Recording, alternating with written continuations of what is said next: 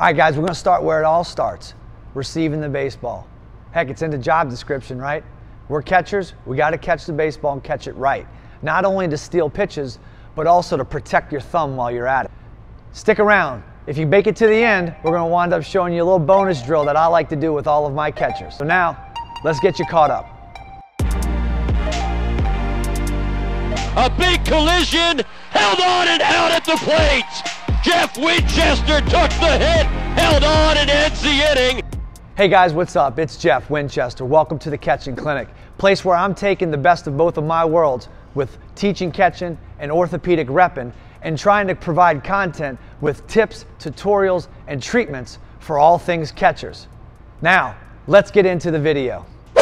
So I've got my 5 top receiving hacks to help you not only receive pitches, but also to protect your thumb while you're at it. Number 1, know your pitcher. You learn your pitcher in the bullpen. You learn what his fastball does, you learn what his breaking ball does, you learn what his changeup does, okay? You can't go into a game and expect to be able to steal pitches for your pitcher if you have no idea what he throws or what his movement is. So, do yourself a favor, study your pitcher in the bullpen. Go down there with a purpose. Learn your pitcher, understand his movement, and then that way when you get into a game, you have a better idea of how to set up to receive the pitches that are ultimately moving, which gets us into tip number 2, the setup. Do not be afraid to move around the plate. If you're gonna set up outside, okay? Let the center of your chest be a ball off the plate, 2 balls, 3 balls, okay? You can use your legs to help you move around behind the plate. And I don't mean just the setup. As the pitch is being thrown, if you know the movement of your pitch, you know how you can use your legs to receive the ball, right? If you got a righty with a hard slider, you can actually use your legs to cheat to the outside, and it looks like you're actually catching it in front of your chest. The presentation to the umpire is huge right there. Okay? And all you did was you used your legs just a little bit to cheat off the outside part of the plate. You can use that for the inside part of the plate as well too. Which brings us to tip number 3. We always want to work into the zone, right? So let's take the outside parts of the plate. If I'm going to go away on a righty and I set up away, okay? Set up with your glove a ball away or outside from where you anticipate it going. That way when you go receive it, boom, you're working into the strike zone and you're never working out of the strike zone. Set up here, and as that pitch is coming in, try to get to where you're receiving the ball on the outside part of the plate, working into the zone. We never want to get in a situation where we're not set up enough outside and we're receiving the pitch and we're taking pitches out of the zone. So we never want to work from in the zone, out the zone. We always want to work outside the zone, inside the zone. And it works the same for low pitches, okay? If you set up down the middle and you're trying to get that 2-seamer nice and low and you want to pick it up off the ground, okay?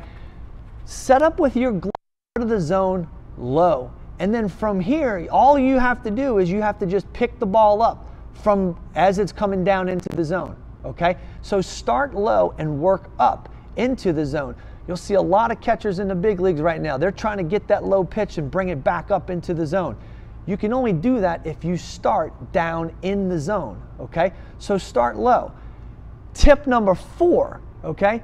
If you feel like you can't get low enough because maybe this leg is in the way, another big thing you're starting to see nowadays with more and more big league guys is they're dropping that knee right here, okay? They're dropping this knee so that they can get lower, and not only are they getting lower, but they're freeing up the space in this area to catch those hard balls right here. A righty with a hard, heavy 2-seamer, mid-90s with some sink, a lefty with a hard slider coming in. There's a lot of times where catchers get caught up in this leg right here, and it's in the way when they're going to receive. So if you get in a situation where it's starting to be tough to receive right there, drop that leg down, get a little bit lower.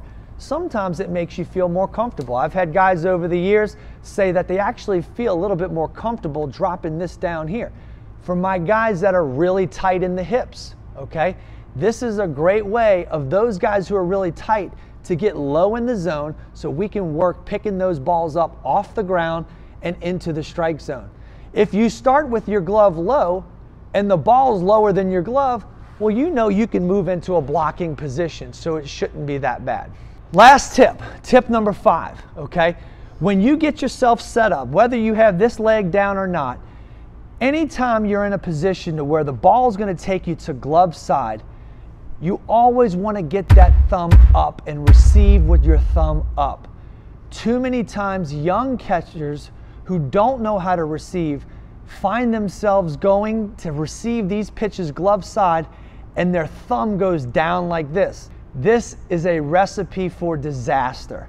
How many times have you seen young catchers, and you might have experienced it yourself, or if you're a coach or a parent, you've probably seen maybe your young player get his thumb all jacked up because he caught the pitch like this, okay?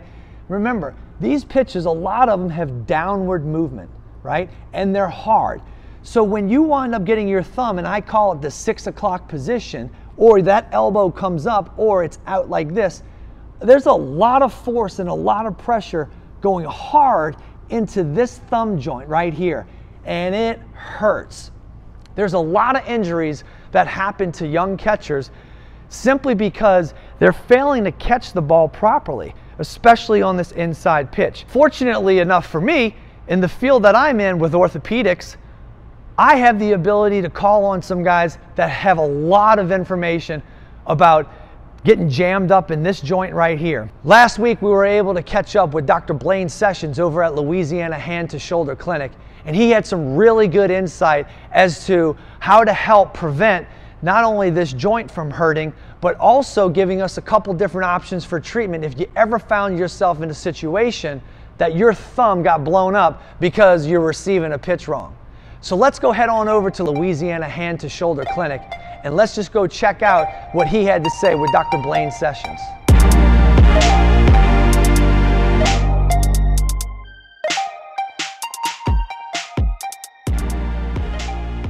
All right, so we caught up with Dr. Blane Sessions over at the Louisiana Hand to Shoulder Clinic. And Doc, all of the greater New Orleans area took a really deep breath, and I know fantasy football owners all over the place who have Drew Brees as their quarterback got really, really scared when they saw him hit the sidelines with a thumb injury. Talk to us a little bit about what happened there, what got broken, what got torn or whatever, because I know as a catcher for 10 years playing professionally, there have been many times where I've had thumb injuries due to catching pitches wrong or maybe hitting a batter in the batter's box. What was it about that injury? Talk us through it. Sure. What happened there? Yeah, so we think, and we don't know all the details, but we think he tore his ulnar collateral ligament. So on you, if this is the thumb, the ulnar collateral ligament connects these two bones to stabilize the thumb. So when you pinch and grasp, you hold a football, you hold a baseball. And so what we believe is, and we believe he tore his ligament here, the ulnar collateral ligament. And so you could see, you saw him on the sidelines. The doctor was testing to make sure that his ligament was intact. Clearly he couldn't go back in the game because he had too much pain, too much swelling. So he had an acute, what we think is an acute ulnar collateral ligament injury. And so his thumb became essentially unstable and he couldn't throw a football. So if I'm a young catcher or I'm the parent of a catcher or coach and one of my guys takes a hit, what are some things that I might be able to do to A, figure out what's wrong, or B, treat it at home, or maybe even come see a physician if that happens? Sure. So just to let you know, there's two different types of ulnar collateral ligament injuries you can have. You can have an acute injury. That's what Drew Brees had as a catcher. You're throwing down the second base and the batter gets in front of you and you injure the thumb. You do a snap throw, a left-handed batter to first base.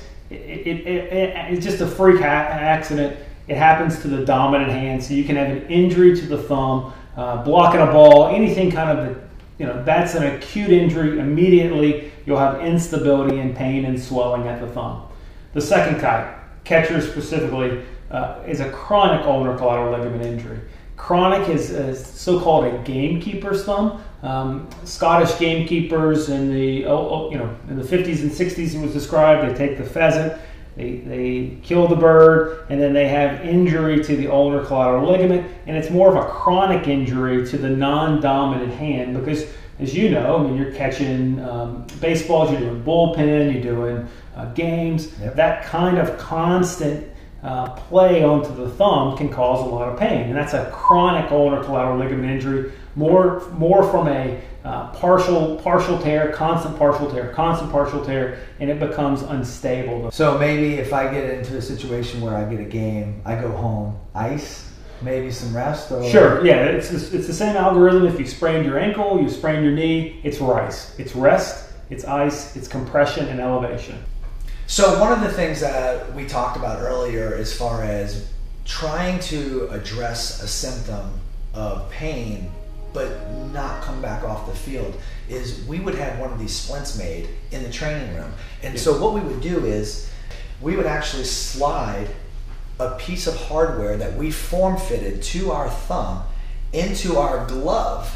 And once we put that in, as we went in and out of our glove, we could easily slide our thumb in to that hard plastic piece that really rested inside of our glove. So every time we would go to catch, it wouldn't have as great of an impact on that specific joint because that wasn't moving.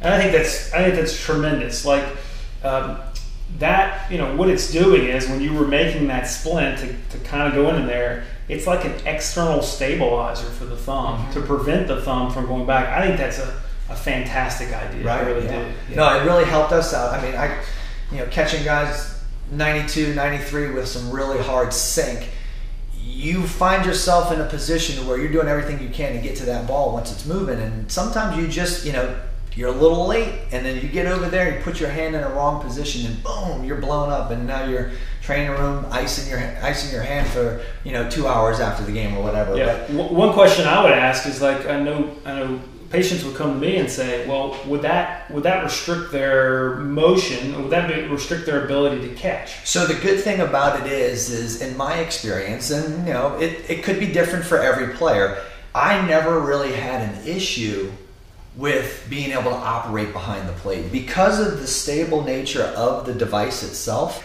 all it really did was prevent my thumb a lot of times from bending in areas in which I didn't want it to bend because of the way the splint was. Now, when I went to go receive a ball, I didn't have any issues. There was no issues receiving the ball the right way. If it did get to a point to where it is so severe that maybe we need to have an operation like what happened with Brees, what are some things that we can expect to go along with that type of procedure? Maybe surgery, out for a few weeks or whatnot? Yeah, so with Drew Brees or an acute injury to the thumb, let's say it's the dominant hand, you make an incision over this side of the thumb, you essentially go down, find the ligament where it's torn, and reattach it. And we reattach it with, used to use pins and social things, but now we use an anchor. An anchor just holds it in place.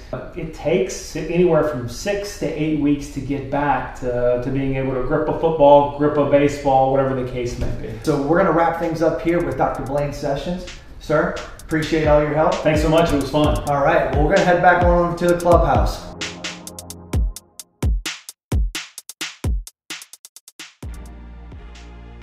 All right, back at the clubhouse. Great session with Dr. Blane Sessions, teaching us a little bit about ulnar collateral ligament tears and some of the injuries that we can sustain if we're not catching the ball properly, right? So, one drill that I like to do with all of my young guys, catching, it starts with strong hands. You gotta have strong hands, okay? There's a lot of these sand balls that are on the market now, some of these heavy balls. A lot of times you see most teams using them for hitting. I like to use them for catching, okay? You can have a young catcher get in a catching stance, and all you really do is get in a position and just roll them some balls. Don't roll them, just underhand toss them some balls, and have them be in a position to where they catching the balls, and this is about, probably about 10 to 15 ounces, somewhere around there. Just that repetitive nature of being able to catch something firm and hard, and it's squishy, okay? It's soft, so the kids can do it with their bare hands. Older guys, same thing. You do it with your bare hand, it's not a problem. Really does develop a lot of strength in your hands. And really, that's where catching is. It's all about strength in your hands. I know we can talk about throwing, talk about blocking, all that stuff, but like we said in the beginning of the video, it is all about catching the ball. It's in the job description. So go out there, work on your receiving, and guys, hey, listen, if you like what you saw today, go ahead and click the red subscribe button down at the bottom. Give us a big thumbs up, let us know we're doing okay, and hit the bell icon, okay? That'll let you know anytime we go live or we post a new video. We're doing everything we can to try to keep you caught up. Stick around, we're gonna have a lot more really good, insightful tutorials going forward. See you guys on the next video.